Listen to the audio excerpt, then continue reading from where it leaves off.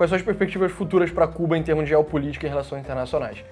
Cara, a gente até chegou a comentar um pouco disso, o regime de Cuba. O Fidel Castro morreu tem uns 10 anos, talvez um pouco mais de 10 anos, ou pelo menos ele deixou o poder, aí o irmão dele, Raul Castro, assumiu, as pessoas acharam que ia ter uma oportunidade para abrir Cuba, voltar a ter relações diplomáticas e econômicas com os Estados Unidos, o Obama tentou, mas não deu muito certo, aí o Raul saiu também, teve as mesmas expectativas, também continuou não dando certo. Tá tendo protestos em Cuba recentemente, agora não tenho certeza se foi esse ano ou se foi ano passado, mas chegou a ter grandes protestos, que eu cheguei a ver a mídia internacional falando, caraca, será que os maiores protestos da história de Cuba, vamos ver o que vai dar, e até agora não deu em nada. Sim.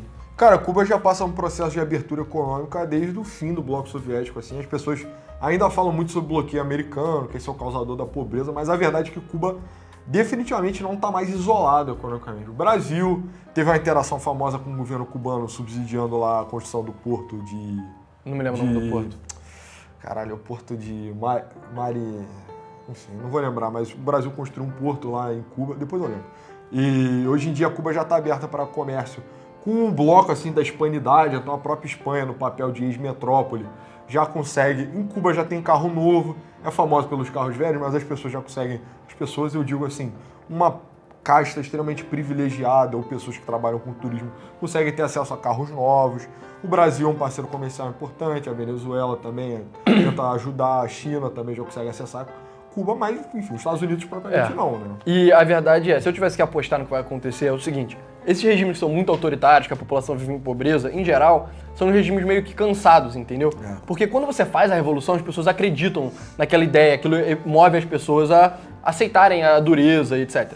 Aí, passados 70 anos, viu que a situação não realmente melhorou, o grande líder carismático já morreu, o regime, a população já fica meio tipo, tá bom, vamos acabar com isso e voltar a ser normal.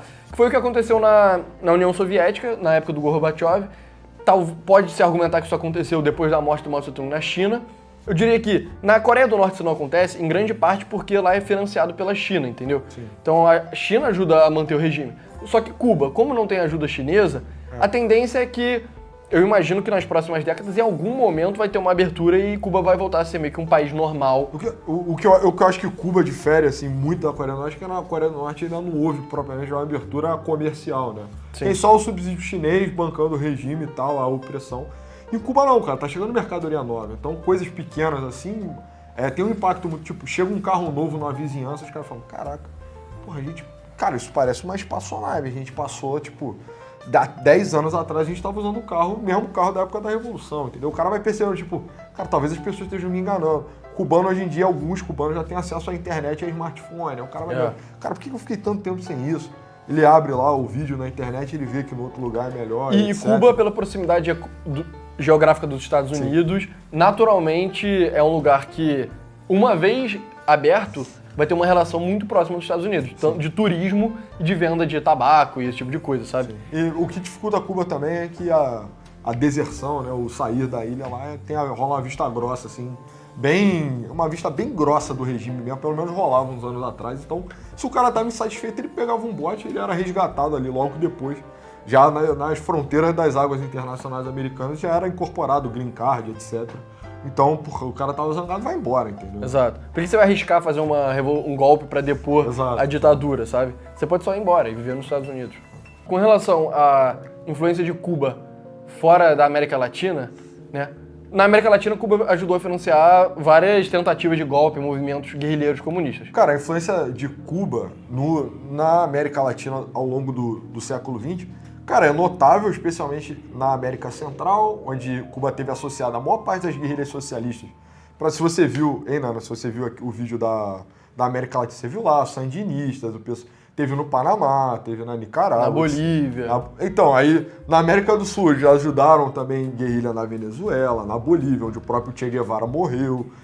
E também depois, quando houveram os processos de decolonização, Cuba também se achou que era necessário intervir nas questões da África. Então, mandou tropa para o Congo, mandou tropa para Angola, mandou tropa para Somália, Argélia, etc. Então Cuba acabou sendo um braço de intervenção da União Soviética, meio que do bloco soviético, no terceiro mundo, sabe? Então, se não tivesse tido a Revolução Cubana, talvez a atuação soviética no terceiro mundo teria sido dificultada. Mas não é também como se Cuba tivesse sido... Porque é uma ilha também, né? Então, Exato. Eu acho que a maior intervenção de Cuba foi em Angola e foram no ápice 29 mil soldados. Se você parar pra pensar, é bem impressionante para um país do tamanho de Cuba, mas não é uma coisa que ganha uma guerra, né? Então, tem essa influência. Tem a influência também no sentido... A influência cubana também é no sentido da imagem do Fidel do lado do gigante americano lá, desafiando ele o tempo inteiro, aí ia na ONU, dava show, discurso de 3 horas, pagando esporro e etc.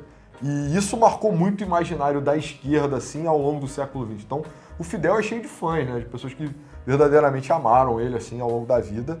No Brasil, notoriamente, assim, tem vários mesmo, nas nossas famílias, entendeu? Exato. Mas no mundo inteiro, assim, tem. Ele é um cara que realmente que provocou admiração e levou muita gente para esse lado, sabe? Muita gente do terceiro mundo e muitas das revoluções comunistas que a gente falou no vídeo dos ditadores, nasce desse sentimento de anti-americanismo.